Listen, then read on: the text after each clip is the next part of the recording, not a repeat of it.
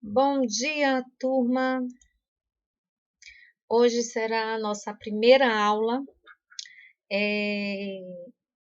A gente já teve essa aula no passado, o conceito de psicologia, certo? Lá, hoje a matéria é PRHO, certo?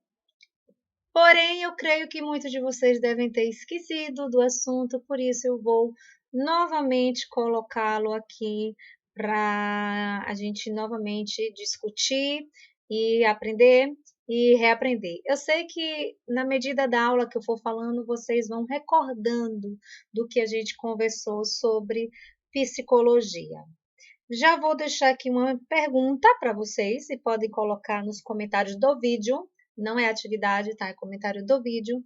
O que é psicologia para vocês? Então, nessa primeira aula, vocês estudarão sobre as origens. Como a psicologia surgiu? Como era antes e depois dela se tornar uma ciência. Hoje a psicologia é uma ciência, mas antes ela não era uma ciência, certo? Ela estava emaranhada em outras ciências. Então você verá que é interessante perceber que o objeto de estudo, ou seja, o foco muda com o passar do tempo. No início a gente tinha lá uns 3.000 anos antes, nós tínhamos um foco, né, de pensamento, um foco de busca. Porém, hoje em dia, nós temos um outro foco, a gente vai ver isso, tá? Vamos abordar também as fases do desenvolvimento humano, né, que quem lembra, é muito gostoso essa aula, e alguns dos seus principais estudiosos nós também vamos ver, tá certo? Então, conceito de psicologia. Lembrando, gente, que vai estar lá no Classroom disponível tanto os slides quanto a apostila. Então, tem gente que se dá. É o mesmo conteúdo, tá? Então, tem gente que gosta mais de estudar por slide, tem gente que gosta de estudar mais pela apostila. Então, tanto faz, vai estar as duas coisas lá disponíveis, ok? Em PDF. Então, a finalidade da psicologia é estudar o indivíduo, tá? É a pessoa, aquela pessoa, o indivíduo, né? O ser humano. Ou seja, estudar eu, estudar você individualmente. Mas também em outros estuda também em grupo, tá? Mas no caso de RH, eles estudam em grupo e individual, mas a psicologia estuda o indivíduo. Ou seja, se você for ter um dia uma terapia, um encontro com um psicólogo, ele vai estudar você. Ele vai tentar descobrir os porquês, né?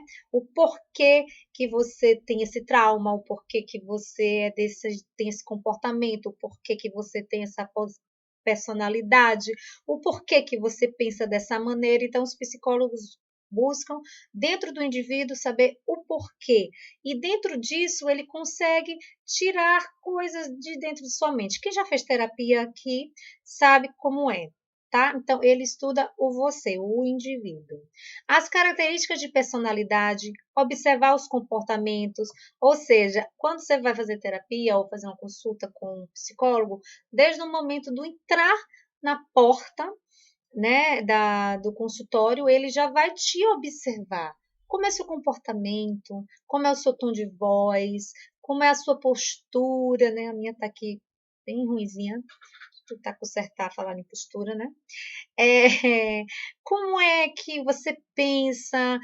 Você é inibido ou é desinibido? Você consegue falar sobre você ou você é travado? Então, ele observa todas essas reações, tá? E também vai verificar você em situações diferentes. Ele vai propor. E dentro do RH, dentro das organizações, é bem interessante, porque se você conhecer e descobrir os porquês de cada funcionário que você tem.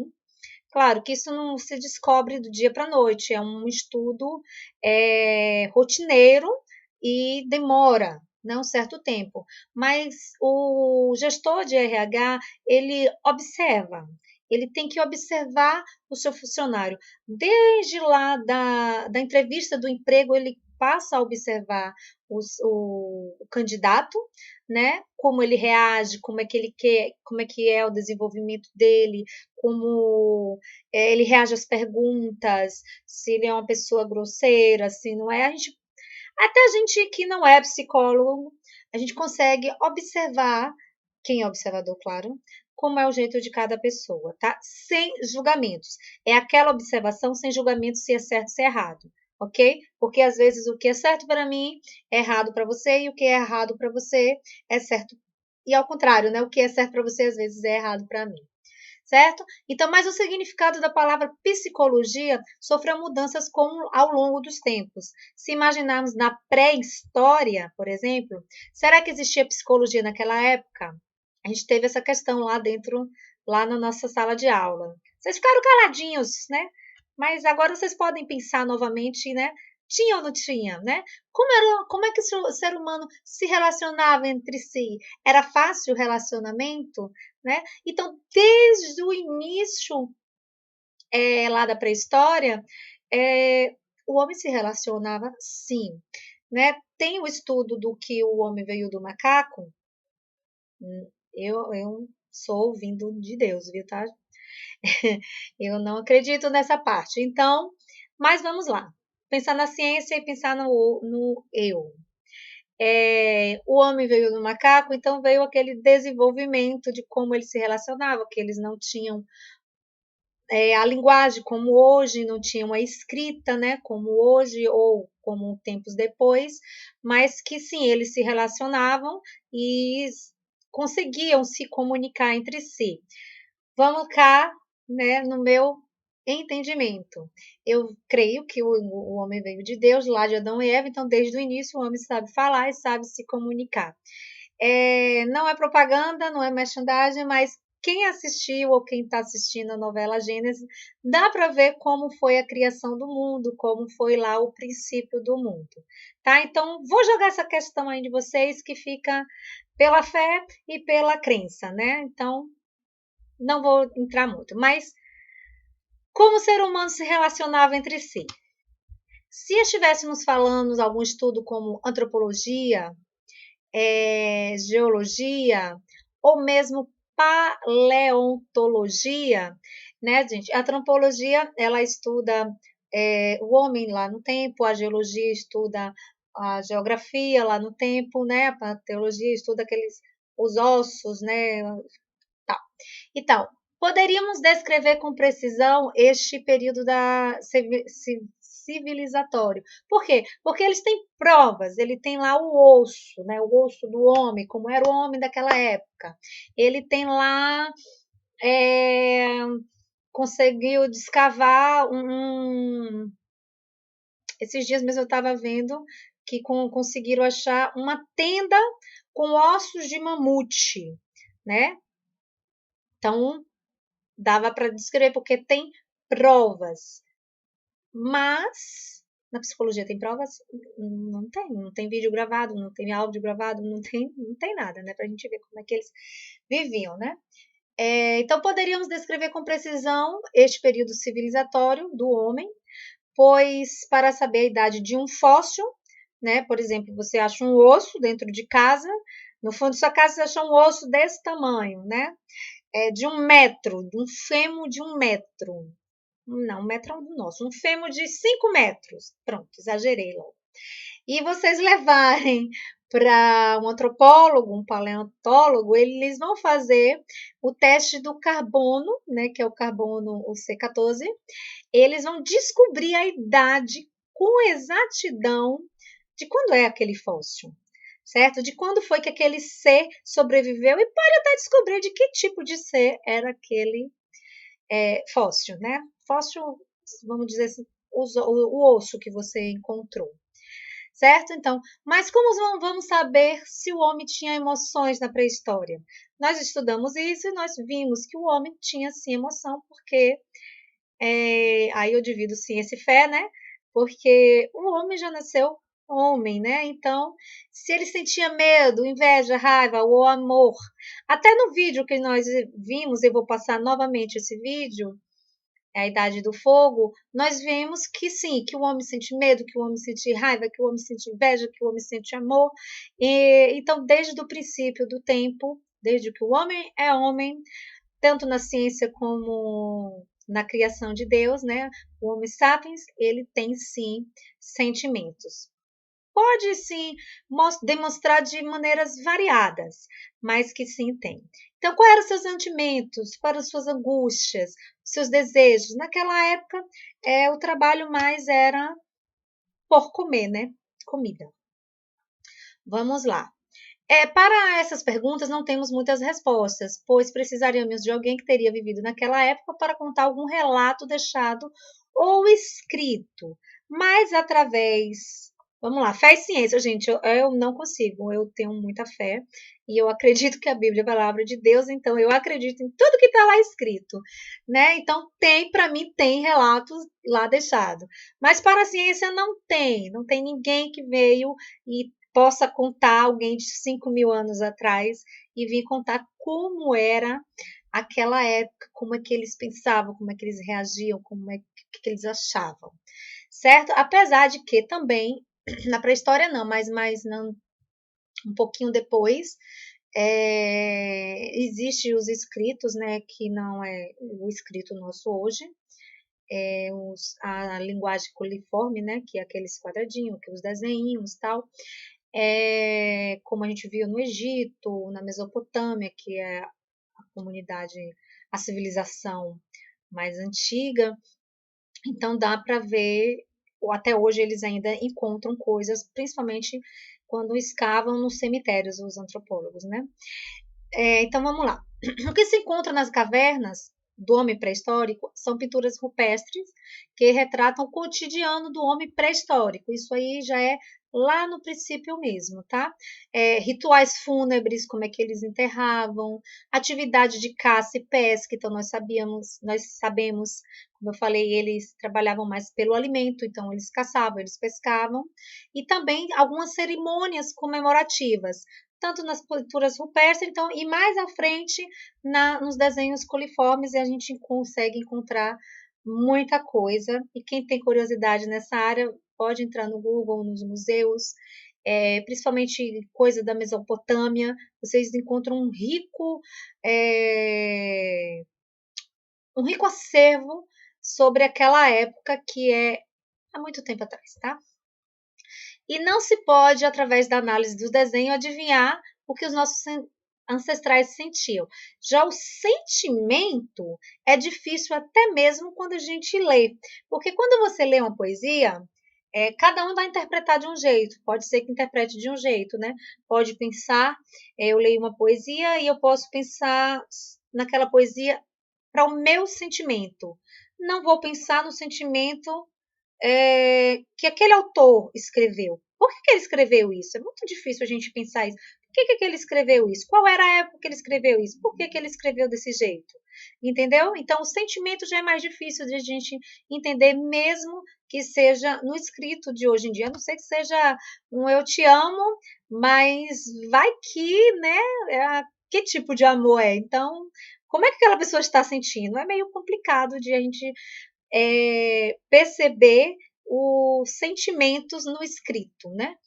Então, aí as pinturas rupestres, aqui a gente está vendo, né? O boi, estamos vendo aqui homens, vários homens, como se fosse uma caça, né? Parece muito com a caça, né? Parece aqui um arco, caçando bois, certo? Aquela época os bois eram silvestres, né? Eram animais selvagens. Hoje são animais domesticados. Então, vamos lá. A sociologia, que já é uma outra ciência, com certeza vai informar que o homem sempre conviveu em bandos ou em grupos como forma de sobrevivência.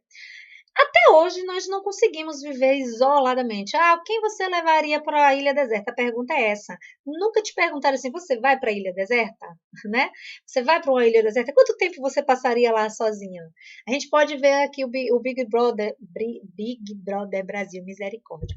Eu não assisto, mas ali eu sempre falo que é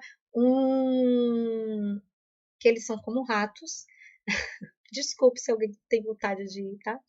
Que para estudar o comportamento humano, você dá para estudar o comportamento humano de cada componente, de cada participante ali do Big Brother. Por quê?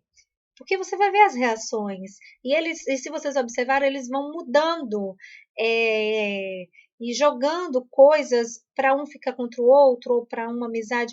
Eles manipulam, se vocês observarem, tá?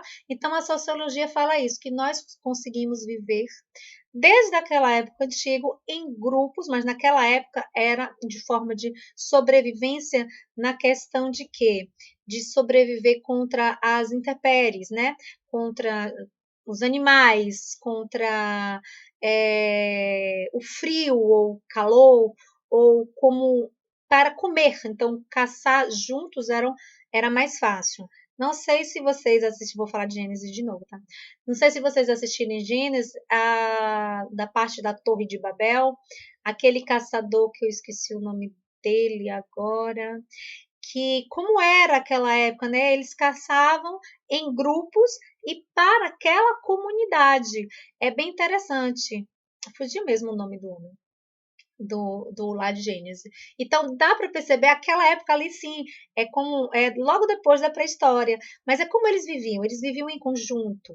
Tinha que se viver em conjunto, porque senão não conseguiria sobreviver. Sozinho era muito difícil. Então, a reunião de pessoas possibilita tarefas que sejam divididas, quanto uns caçam, outros pescam, outros cuidam dos menores ou dos mais velhos, da agricultura, sim, que também já plantavam, né?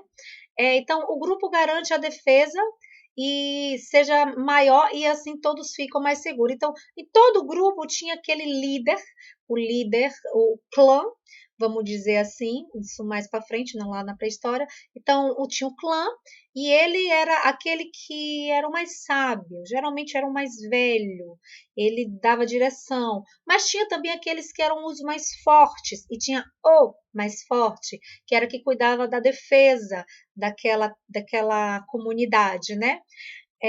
Vamos dizer que mais ou menos como os índios hoje em dia ainda vivem assim, né? Aquele mais forte, tem o pajé, que é o mais sábio, e conduz a tribo, e o mais forte é o que protege ou que vai atrás. Hoje em dia não tem mais tanto, né, a parte da caça, mas em tribos muito fechadas, lá no meio da Amazônia, tribos que são totalmente sem comunicação com a civilização de hoje em dia, ainda eles caçam, pescam e tem essa mesma metodologia. Então, para este período da história humana, podemos apenas fazer suposições em relação à psicologia. Em relação à antropologia e sociologia, nós temos certeza, mas em relação à psicologia, vamos dizer que não há registro e não tem como. Porque até hoje é meio difícil, né? Você me ver sorrir, mas você não vê como é que está dentro de mim. Então, é bem complicado na parte psicológica, né? Então, mas provavelmente um homem apresentava emoções. Eu digo que com certeza, né? Pois somos hoje resultado de muitos processos evolutivos, sejam eles fisiológicos ou anatômicos, e se hoje temos emoções, provavelmente já estavam presentes no comportamento humano desde aquela época. Claro que o mundo mudou muito, a forma de conviver mudou muito, nós podemos ver de nossos avós os pensamentos, o comportamento deles, a ideia deles, né? Os bisavós, teve o prazer de conhecê-los, como é o pensamento deles, a emoção deles, até mesmo o modo de viver, né? A parte psicológica. E hoje em dia, quando você vê um jovem de 15 anos ou uma criança de 3 anos que já pega o celular e já sabe, né? Já bebê já vai com o dedinho assim, enquanto nossos avós não. A minha avó faz, tá, gente? Minha avó é craque no WhatsApp. Mas tem muitos que não conseguem ir até o celular. Tá? Então, isso é fácil de ver, porém as emoções não são fáceis até hoje. Tá bom? Na antiguidade, Se fizermos um salto na história, um salto bem grande, né? Da pré-história para a antiguidade, vamos descobrir que na antiguidade a palavra psicologia passa a se denominar estudo da alma. Nós podemos falar dos grandes filósofos como Sócrates, Platão, Aristóteles, entre outros, muitos e muitos psicólogos gregos, eles pensavam no estudo da alma. O trabalho deles era estudar, era pensar, na verdade, né? O estudo da alma, né? Por que que o homem é desse jeito? Por que isso aconteceu, os porquês da vida e também os porquês do ser humano. Então, na época, os filósofos pensadores, muitos séculos antes do nascimento de Cristo, quando ainda o homem acreditava em muitos deuses, semideuses, né? Quem gosta muito da mitologia grega, né? Quem lembra aí de história, lembra que eles tinham deuses para tudo. Então, eles acreditavam que tudo era porque aquele Deus mandou. Se tivesse uma onda muito alta, foi porque Poseidon mandou que tivesse aquela onda muito alta para castigar. Então, enfim. E quem tiver, vou falar de Gênesis de novo, gente. Se vocês assistindo Gênesis, vocês vão compreender esse período aí todo, né? Principalmente antes da antiguidade, que agora mesmo está passando a época de Terá, lá no Ur dos Caldeus. Ur dos Caldeus foi uma grande cidade na Mesopotâmia, então tudo para eles eram os deuses, tudo era, se acontecesse uma catástrofe, era por causa dos deuses, se faltasse comida, porque não teve colheita, era culpa dos deuses. Então, tudo era culpa dos deuses, tá? Aqui as fotos de alguns dos grandes filósofos que vocês já viram lá em filosofia, já viram em história, né? Talvez em sociologia. Então, a antiguidade é o berço de todas as ciências contemporâneas, ou seja, das ciências de hoje, nasceram lá na antiguidade com o pensamento desses antigos pensadores, filósofos, né? Que até hoje a gente utiliza, né? Sei que nada sei, quem não conhece essa frase, né? É de lá, até hoje a gente fala, e eu gosto muito dessa frase, porque eu acho que a gente tem que estar sempre vivendo, aprendendo, e a gente vai chegar ao fim da vida e vai saber que nada sabemos. Enfim. Então, nesse período, os filósofos buscavam conhecer a realidade por meio de um princípio holístico, que é o quê? Imaginar ou pensar fato e pessoas e as pessoas como um todo, ver o geral, ver o global, a totalidade, os eventos. Eles pensavam na economia, como é que eles só trabalhavam no pensamento, tá? Como é que iria ter a fartura da colheita, a época da colheita, a época do plantio, tudo isso pensado lá atrás, né? Como é que se comportavam as pessoas, como é que as pessoas se moviam na cidade, como é que as cidades cresciam. Então, era muito pensamento. Então, a preocupação também na antiguidade era com o culto físico. Vocês podem ver as Olimpíadas, né? Que eles mostram os corpos nus. Eles não mostram como hoje é a Olimpíada, né? Porque tinha que mostrar o físico, né? A beleza física, o preparo técnico, quanto era forte o homem ou a mulher era mais na beleza, né? Ela tinha que ser dotada de dotes femininos mesmos, e os homens tinham que ser fortes para as Olimpíadas, mas também pensando que naquela época haviam muitas guerras, muitas dominações, né? Então, mas como fica a mente daquela época? E os pensamentos? Sócrates fala uma frase que eu falei para vocês ano passado, que é o seguinte: homem, conhece-te a ti mesmo. O que ele quis dizer com isso? Né? Ano passado eu fiz essa pergunta para vocês. Você se conhece profundamente? Falei até dos 4 eus, se vocês não se lembram. Hein? Se você se conhece profundamente, conhece se vier uma situação assim difícil, como é que você vai se comportar? Eu mesmo às vezes me surpreendo com o meu comportamento e E eu digo, meu Deus, eu não me conheço. Semana passada mesmo, eu adoeci porque eu me estressei. Eu fui até determinado local, uma determinada organização, e a pessoa foi muito rude comigo. Eu estava muito ansiosa, além disso, estava muito ansiosa, estava muito estressada, mas por ela ser tão rude comigo, isso de manhã, de tarde eu fiquei de cama. Então, eu fiquei olhando assim, meu Deus, como é que pode eu, por um estresse e por uma ansiedade, por uma pessoa me tratar mal, eu adoeci, fiquei de cama, de verdade. Tomei remédio e tudo mais, tomei Anador, porque deu dor no corpo, né? Enfim, então quer dizer que a gente não se conhece, eu não me conheço por completo e a gente nunca vai se conhecer por completo, porque sempre vai haver alguma situação que vai chocar com aquilo que a gente diz. Eu acredito nisso, eu acho isso, eu tenho certeza de tal coisa, né? Sobre mim, né? Eu tenho certeza que se acontecer tal coisa, eu vou me comportar desse jeito.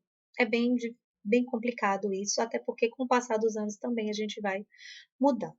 Então, que a investigação para o conhecimento humano precisa abordar as questões da mente e não somente do corpo. Foi isso que Sócrates quis dizer, que a gente não precisa pensar somente no corpo, mas também na nossa mente. Hoje é muito falado sobre isso, né? E principalmente nas empresas, nas organizações que um dia vocês podem ser gerentes, podem ser coachings, enfim, pensar na mente, como é que está a mente do seu funcionário, como é que está a mente dos seus colaboradores, como é que está a sua mente, certo?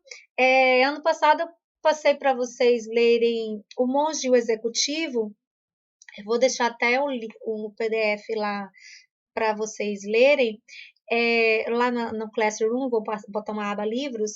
Ele é muito interessante porque fala justamente de uma questão dessa, né? Eu não vou dar o spoiler, tá? Mas de uma questão de como é que está a mente. A gente vai para academia, a gente cuida do corpo, né? Aliás, mais nunca fui para academia. Mas a mente a gente às vezes sempre vai deixando para depois. Eu tô atarefada, eu preciso fazer isso, eu preciso fazer aquilo.